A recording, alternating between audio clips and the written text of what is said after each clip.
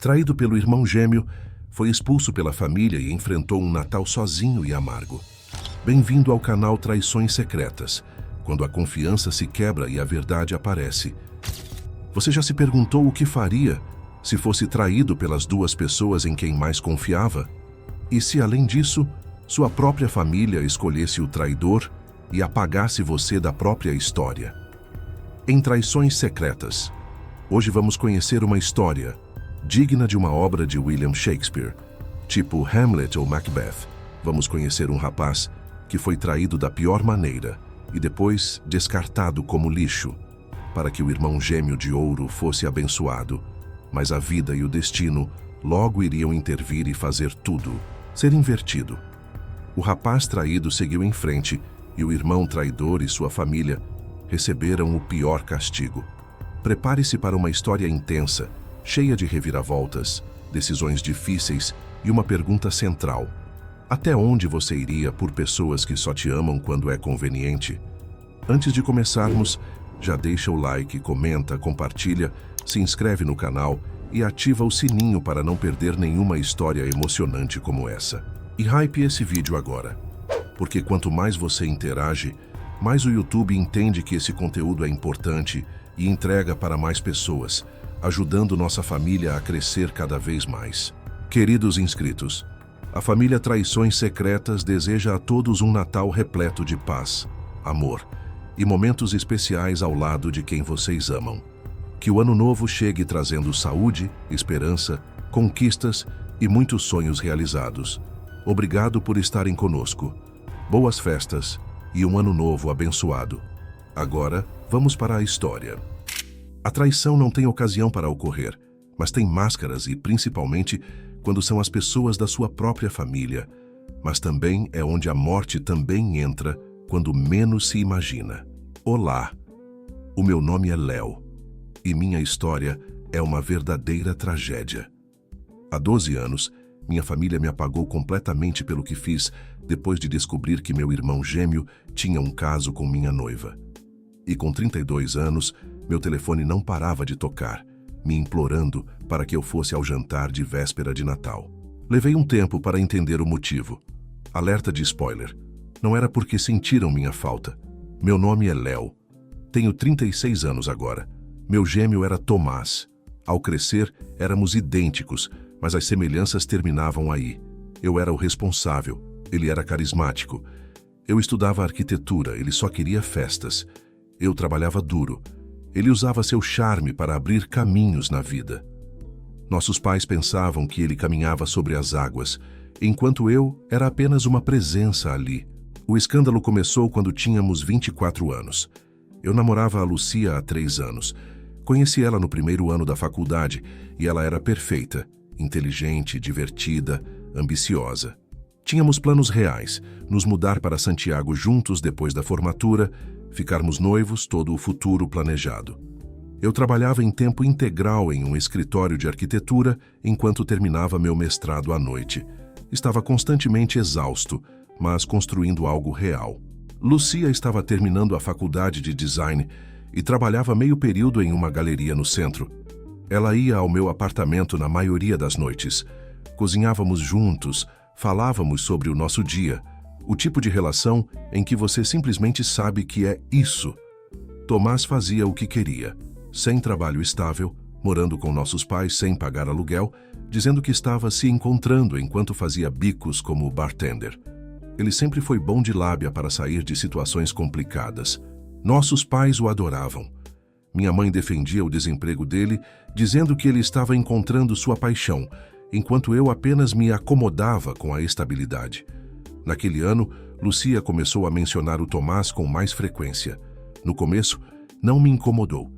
Eles se encontravam em jantares de família. Ela mencionava coisas engraçadas que ele dizia. Era meu irmão, ela era minha namorada. Claro que iriam interagir. Mas depois ficou estranho. Ela o citava constantemente. Tomás opinou isso sobre minha carreira. Tomás recomendou esta exposição. Tomás acha que eu deveria me candidatar a esta empresa. Pensei que talvez ela só quisesse se enturmar com a minha família, já que nossa relação estava ficando séria. A realidade me atingiu em uma terça-feira qualquer. Em abril, voltei cedo do trabalho para casa. Meu chefe tinha mandado todos embora porque o ar-condicionado do escritório quebrou e o calor estava insuportável. Mandei uma mensagem para Lucia para almoçarmos, mas ela não respondeu. Supus que estivesse ocupada na galeria. Quando cheguei ao meu prédio, o carro dela estava no estacionamento. Estranho, já que ela disse que tinha turno naquele dia. Subi as escadas para o meu apartamento no segundo andar, pensando que talvez ela tivesse passado mal e decidido descansar na minha casa. A porta estava destrancada. Também estranho. Lucia era paranoica com trancas. Entrei e ouvi barulhos vindos do meu quarto. Não sons de doença, mas o tipo de som que faz seu estômago afundar. Fiquei parado ali por uns 10 segundos tentando me convencer de que estava errado, até que ouvi a risada do Tomás, aquela risada específica que ele dá quando se acha genial. Não me lembro de caminhar até o quarto ou abrir a porta, mas de repente eu estava lá, olhando para minha namorada e meu irmão gêmeo na minha cama. Na minha cama real, a cama que comprei com o bônus do meu primeiro projeto importante. Lucia gritou e agarrou os lençóis. Tomás simplesmente ficou congelado com um olhar de culpa se espalhando pelo rosto como água derramada. Ninguém disse nada por cerca de 30 segundos, apenas esse silêncio horrível, onde todos nos olhávamos. Finalmente eu disse: "Quanto tempo?" Lucia começou a chorar. "Léo, sinto muito. Não foi minha intenção." "Quanto tempo?" Tomás se sentou. "Irmão, escuta. Não planejamos isso, simplesmente aconteceu."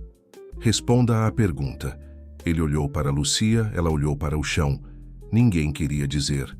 4 meses, sussurrou Lucia finalmente. 4 meses.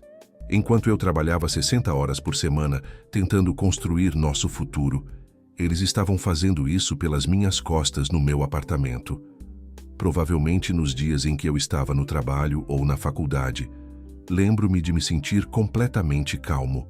Aquela calma estranha que você sente quando algo tão massivo acontece que seu cérebro simplesmente desliga a parte emocional para lidar com a logística.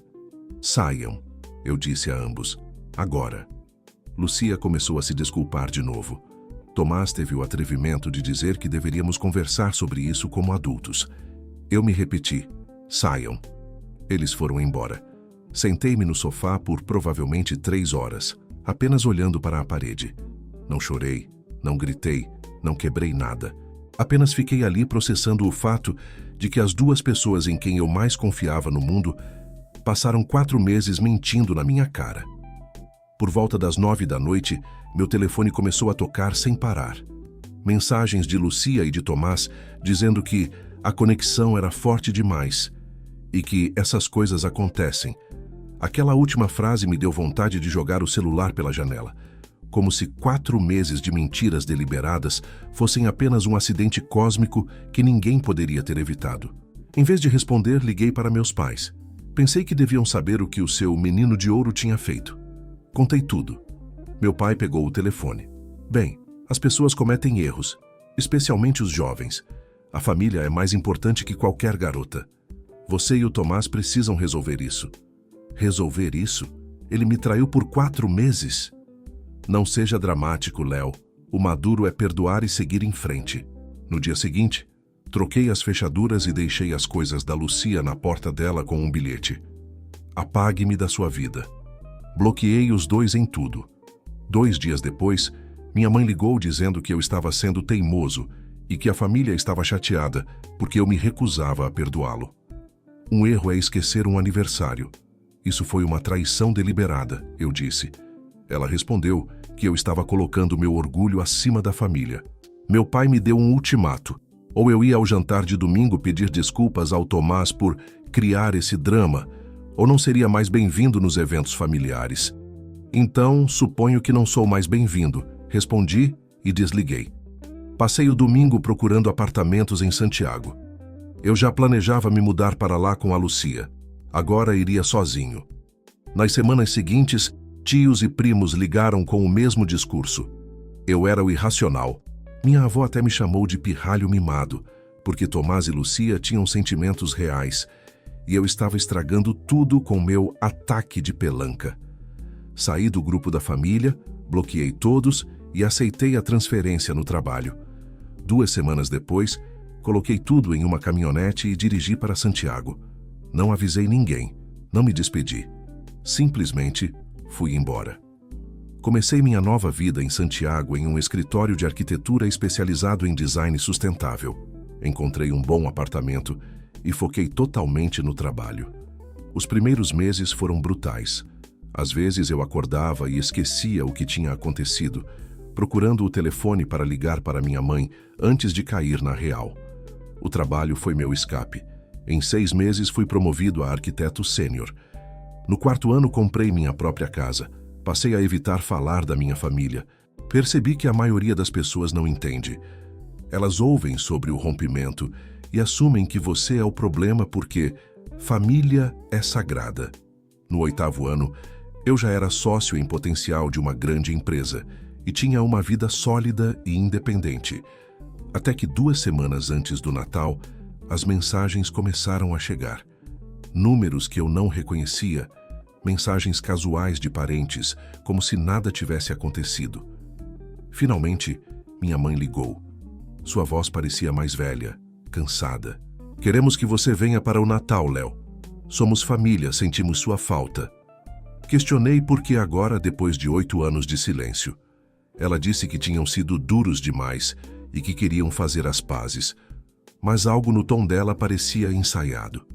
Vocês querem alguma coisa, e quando eu descobrir o que é, decidirei se me importo. Eu disse e desliguei. Liguei para a única parente com quem ainda falava, minha prima Valéria. Ela suspirou e revelou a verdade. Tomás está doente. Ele tem uma doença hepática e precisa de um transplante de fígado. Estão na lista há meses, mas ninguém da família é compatível. Tudo fez sentido. Eles não me queriam de volta, queriam meu fígado. Valéria me contou que o plano era me emboscar no jantar de Natal, me cercando para que eu não pudesse dizer não sob a pressão da culpa familiar. Família ajuda família, era o que diziam. O próprio Tomás me ligou com a voz fraca. Sinto muito pelo que fiz há 8 anos. Fui egoísta, mas estou morrendo. Preciso da sua ajuda. Por um segundo quase acreditei, mas perguntei se o arrependimento era real ou apenas pelo fígado. Você tomou sua decisão há 8 anos. A família tomou a dela. Agora eu tomo a minha, respondi. Ele me acusou de deixá-lo morrer por causa de algo antigo. Eu retruquei. Isso não é vingança, é autopreservação. Você não me traiu uma vez. Você escolheu mentir para mim todos os dias durante 4 meses. As mensagens da família tornaram-se agressivas. Minha avó me escreveu dizendo que eu era egoísta e que minha teimosia tinha ido longe demais. O certo seria salvar seu irmão, dizia ela. Respondi que o certo teria sido me defender 8 anos atrás, em vez de me repudiar por eu ter amor próprio. Enviei uma carta física ao meu pai porque o e-mail parecia fácil demais.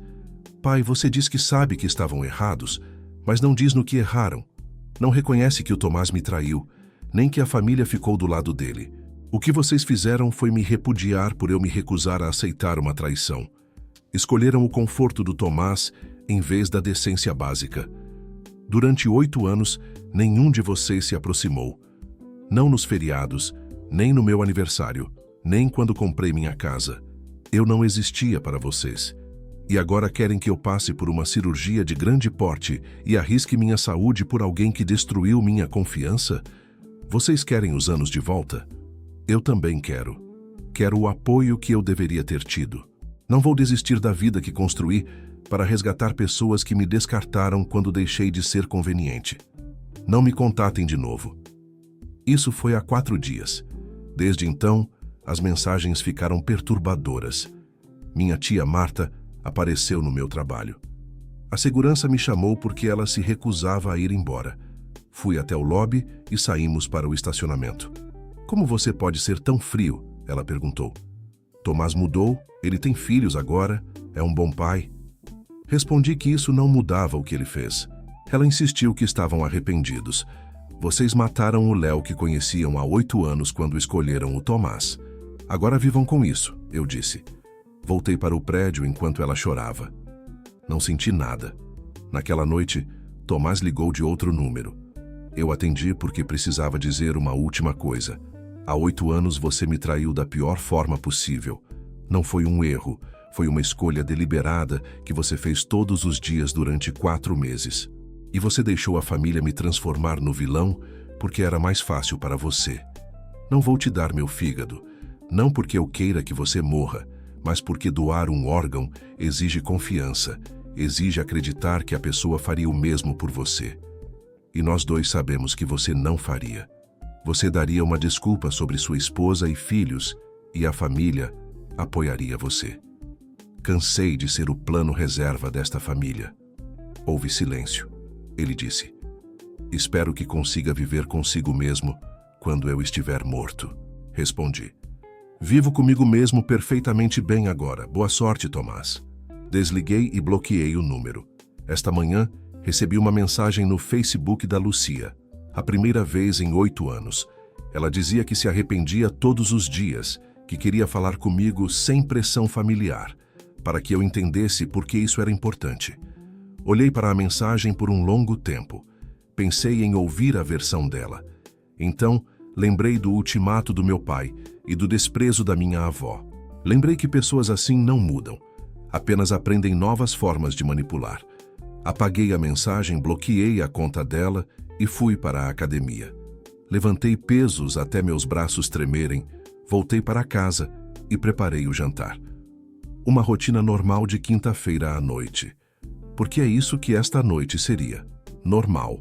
O silêncio que se seguiu à morte de Tomás não foi de paz, mas de uma tempestade gélida. Ele partiu 3 meses após aquela última ligação. Como eu previ, não houve um milagre de última hora. E a minha recusa em ser o sacrifício no altar da família selou o meu destino perante eles. Para os meus pais, para a minha avó e para cada parente que antes me ignorava, eu não era mais o filho que deu certo em Santiago. Eu era o fratricida, o homem que deixou o próprio irmão morrer por orgulho. A cidade onde cresci se dividiu. Boatos corriam alimentados pelas postagens amarguradas de minha mãe nas redes sociais sobre filhos ingratos e corações de pedra. Tornei-me um pária social. Amigos de infância pararam de me seguir. Tios enviaram e-mails me deserdando de heranças que eu nunca pedi. Mas em vez de me quebrar, essa repulsa coletiva me trouxe uma clareza cortante. Eu estava certo. Se o amor deles dependia da minha automutilação física e emocional, então nunca foi amor. Era controle. Passei os 2 anos seguintes mergulhado na terapia. Precisei de cada sessão para entender que a ovelha negra é apenas o termo que famílias disfuncionais usam para quem decide ser saudável. Aprendi que eu não matei Tomás. A negligência dele com a própria vida e a escolha dele de destruir nossa confiança o fizeram. Eu apenas me recusei a cair no buraco que ele cavou. Foi nesse processo de reconstrução, aos 34 anos, que conheci a Helena. Ela não conhecia o Léo da tragédia. Ela conheceu o Léo arquiteto, o homem que apreciava o silêncio e a lealdade. Quando finalmente contei minha história, esperando o julgamento que eu já estava acostumado a receber, ela apenas segurou minha mão e disse: sinto muito que tenham tentado te transformar em um vilão por você ter limites. Pela primeira vez em mais de uma década, eu não precisei me explicar. Helena se tornou minha fortaleza, minha verdadeira aliada. 2 anos depois, completando exatamente os 12 anos desde que vi Lucia e Tomás naquela cama, a vida parece finalmente plena. Tenho 36 anos agora. Aos olhos da minha família biológica, estou morto. Eles acolheram Lucia e os filhos dela, transformando-os em mártires de uma história distorcida, onde eu sou o monstro que vive bem enquanto eles sofrem. Eles vivem de amargura. Eu vivo de planos. Hoje, tenho meu próprio filho nos braços. Olhar para ele mudou tudo. Quando sinto o peso do seu corpo adormecido contra o meu peito, faço uma promessa silenciosa todos os dias. Ele nunca será um plano reserva. Ele nunca terá que escolher entre sua dignidade e a aceitação dos pais. Vou ensiná-lo a ser um homem de caráter inabalável, mas de personalidade forte o suficiente para dizer não, quando o mundo ou a própria família tentar usá-lo. Vou protegê-lo da falsidade que quase me destruiu. Recentemente, fiz algo que muitos não entenderiam. Levei Helena e meu filho até o cemitério da minha cidade natal. Fomos em uma hora em que eu sabia que não encontraria ninguém. Caminhei entre as lápides até encontrar o nome dele, Tomás. Coloquei um ramo de rosas negras sobre o mármore frio. Não havia remorso no meu peito, nem o peso da consciência que minha família tanto desejou que eu carregasse. Eu não estava ali para pedir perdão, pois não fiz nada de errado. Estava ali por humanidade. Pelos meninos que fomos antes do carisma dele se tornar manipulação. Coloquei as flores para encerrar o ciclo, para dizer à terra que o conflito acabava ali. Eu estava deixando a dor naquele túmulo para não levá-la de volta para minha casa. Meu filho, pequeno demais para entender, brincava com a gola da minha camisa. Ele nunca conhecerá o tio Tomás, nem os avós que preferiram o mito da família sagrada à verdade do filho vivo. E isso é simultaneamente triste e libertador. Ao sair do cemitério, vi de longe um carro conhecido estacionando. O carro do meu pai. Ele não me viu. Notei como ele parecia curvado, envelhecido pela raiva e pelo luto que escolheram cultivar. Por um segundo, senti pena, mas passou rápido. Entrei no meu carro, onde Helena me esperava com um sorriso encorajador. Eles me crucificaram como o responsável pela morte de Tomás. Me repudiaram definitivamente. Mas enquanto eles ficam para trás, presos a um passado de traição e túmulos, eu sigo em frente. Tenho meus 2 tesouros preciosos, minha esposa e meu filho. Eles são minha verdadeira linhagem. Aos 24 anos, minha vida foi destruída. Aos 36, ela é indestrutível.